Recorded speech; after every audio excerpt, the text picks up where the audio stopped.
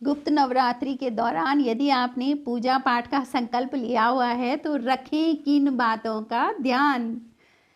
जय श्री राम दोस्तों आजकल सभी को पता है माघ महीने के शुक्ल पक्ष के गुप्त नवरात्रि चल रहे हैं और ये नवरात्रि को गुप्त इसलिए कहा जाता है क्योंकि इस दौरान की गई साधना को गुप्त रखा जाता है। दोस्तों, गुप्त नवरात्रों में ढिंढोरा नहीं पीटा जाता कि हम आजकल इस संकल्प से पूजा कर रहे हैं, इसको गुप्त रखा जाता है। तंत्र विद्या या तांत्रिक लोग भी इसी समय साधना करते हैं। दोस्तों, इस समय की गई पूजा पाठ बहुत जल्दी भगवान तक पहुंचती है।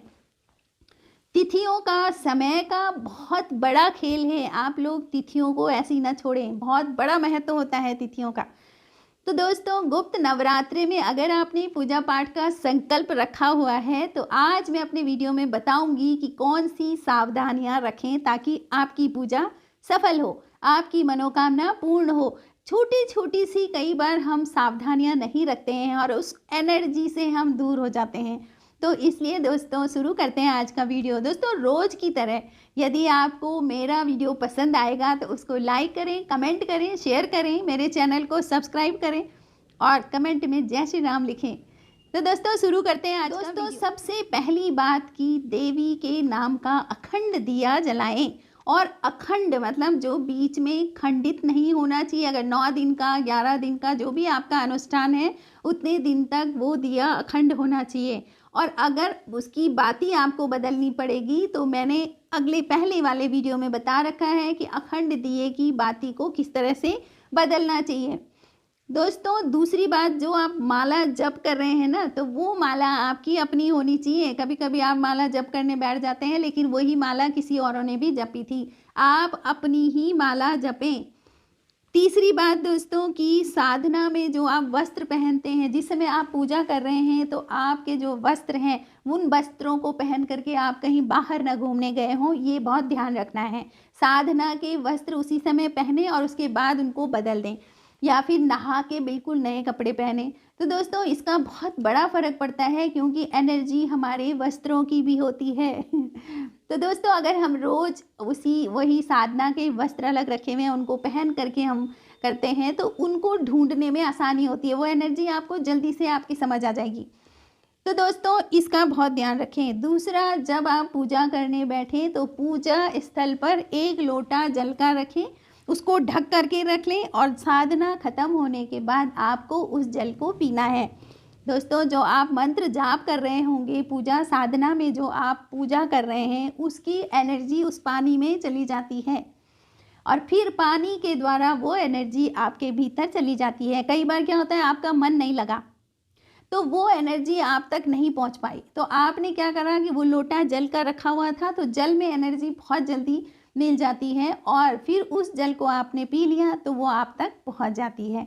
तो दोस्तों, ये काम जरूर करें। 1 लोटा जल का रखें और साधना खत्म होते ही, मंत्र जाप खत्म होते ही, पूजा खत्म होने के बाद वो जल का लोटा आप पी लें और घर में और भी जो लोग हैं उनको भी पीने को दें। अगर कोई बीमार है, मानसिक रोगी है, शारीरिक रोगी है, उनको भी वो जल पिलाएं। कोई पूजा में नहीं भी बैठा है लेकिन उस जल के माध्यम से वो एनर्जी उन तक पहुंच जाएगी। तो ये हो गया। दूसरा महत्वपूर्ण काम जो लोग अक्सर नहीं करते हैं दोस्तों, जहाँ पर आपने अखंड दिया जला रखा है, संकल्प लिया है अखंड दिए का, आप अपना बिस्तर भी वहीं पर लगाएं तो ज़्यादा अच्छा है। बिस्तर ज़मीन पे लगे तो ज़्यादा अच्छा है, नहीं है तो लकड़ी का जो तख्त है उसमें अपना बिस्तर लगाएं। बस ध्यान रखें कि तख्त के नीचे सामान भरा ना हो, यानी कि जो हम लोग दीवान बॉक्स बनाते हैं तो वैसे बॉक्स में ना हो, प्लेन तख्त हो, उसके नीचे ज़मीन हो, उसके नीचे सामान ना हो रखा हुआ, ऐसा बिस्तर आप उसी अखंड दिए के सामने लगाएं। बिस्तर में जो चादर बिछी हो वो एकदम कोरी हो, नई चादर, कोरी चादर आपके बिस्तर में बिछानी है। यानी उसको एक बार पानी से छाल दिया, धो दिया, फिर उसको बिछा दिया। तो इस तरह से आपने साधना करनी है। दीपक तिल के तेल का हो तो ज़्यादा अच्छा है।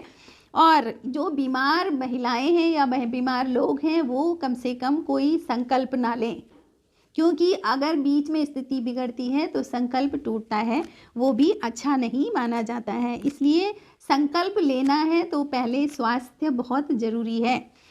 तो दोस्तों, इस बात का ध्यान रखें, अगर आपकी तबीयत खराब है, आप लोग बीमार है कोई, तो वो संकल्प ना लें। हाँ, पूजा पाठ करें लेकिन ऐसा कठिन संकल्प ना लें, क्योंकि साधना जो है स्वास्थ्य पर भी निर्भर करती है। दोस्तों, जब आप भगवान जी को फूल अर्पित करते हैं, उन्हें स्नान कराते हैं, फूल और टीका उनको लगाते हैं, तो उसके बाद उनको भोग ज़रूर लगाएं। और एक सबसे अच्छा भोग है लौंग का भोग।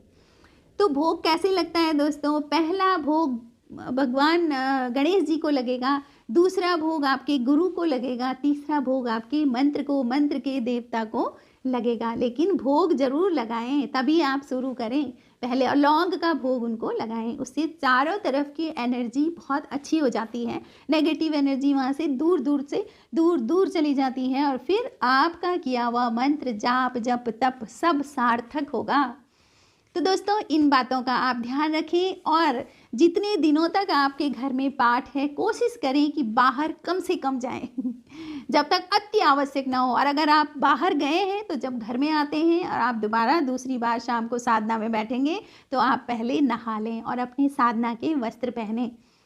दोस्तों, इन बातों का ध्यान रखें, 9 दिन तक अच्छे से गुप्त नवरात्रि मनाएं। तो दोस्तों, आपको वीडियो कैसे लगा आप कमेंट करें। Thank you for watching.